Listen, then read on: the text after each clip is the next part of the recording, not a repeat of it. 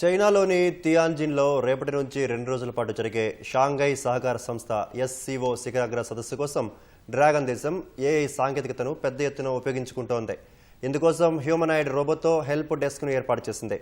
అత్యాధునిక ఏఐ సాంకేతికతతో రూపొందించిన ఈ రోబోకు షావ్హాగా నామకరణం చేశారు.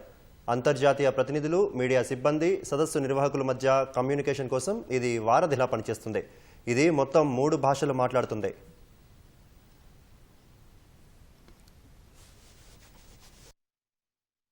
I'm Xiaoha, a cutting-edge humanoid AI assistant designed for the 2025 Shanghai Cooperation Organization Summit in Tianjin. As a highly specialized service robot, I provide multilingual support, real-time information processing, and protocol-compliant interaction capabilities. I am proficient in 3 languages.